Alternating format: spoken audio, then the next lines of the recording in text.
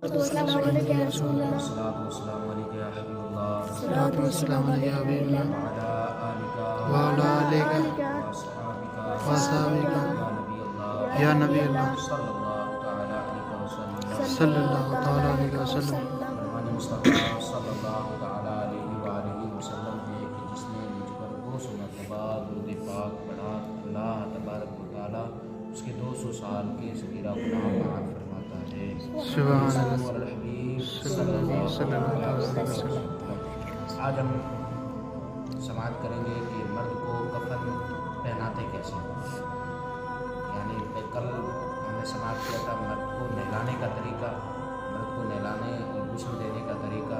अब नहलाने के बाद हमने साफ कपड़े से उसको शरीर के बदन को एकदम पोंछ लिया, पानी जो था उसको साफ़ कर लिया। अब मैयत को कफन पहनाना, एक दूसरी चादर डाल के सतर पर अब मैयत को लाना, कफन पर लाना। अब कफन पहनाने का तरीका आज हम मर्द का सीखेंगे और कल इंशाअल्लाह औरत को कैसे पहनाते हैं कपड़ा वो तरीका हम सीखेंगे। कफन को 1 या 3 या 7, 5 या 7 बार धोनी दें। फिर इस तरह बिछाएं कि पहले लिफाफा यानी बड़ी चादर, उस पर तहबंद और उसके ऊपर कफनी रखें। अब मैयत को उस पर लिटाएं और कफनी पहनाएं। अब दाढ़ी पर ना हो तो ठोड़ी पर और तमाम जिस्म पर खुशबू बने। अब क्या है कफन पहनाने का तरीका। सबसे पहले जैसे हमने तख्ते को सबसे पहले धुनी दी थी, इसी तरह हम कफन को भी धुनी दे लें, अगरबत्ती या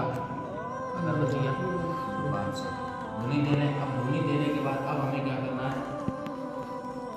क्या करना है, कफन बिछाना है चारपाई पे या फिर जिस पे भी माचे पे हो, किसी पे भी हो, तख्ते पे हो, जिस पे अगर कफन पहनाना उस पर बिछाने का तरीका।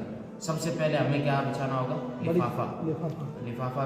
कौन सी चादर, बड़ी चादर जो इधर से भी बांधी जाती है और उधर से भी यानी दोनों तरफ से जो बांधी जाती है वो क्या है, बड़ी चादर। उसके बाद छोटी चादर तहबंद, उसके बाद कुर्ता, उसके बाद कुर्ता। पहला बड़ी चादर, फिर दूसरा तहबंद लुंगी छोटी चादर और तीसरा कुर्ता। अब इनको बिछाने के बाद सबसे पहले बड़ी चादर बिछा दी, फिर उसके बाद छोटी चादर बिछा दी, उसके बाद कुर्ता बिछा दिया। अब कुर्ते को क्या ऊपर वाले आगे वाले जो हिस्से को है उसको इकट्ठा करके सिरहाने की तरफ रख देना है। अब सिरहाने की तरफ रखने के बाद अब क्या है, मैयत को उस पर लिटाना है। अब मैयत को लिटाने के बाद कुर्ता ऊपर से गला पहनाना है।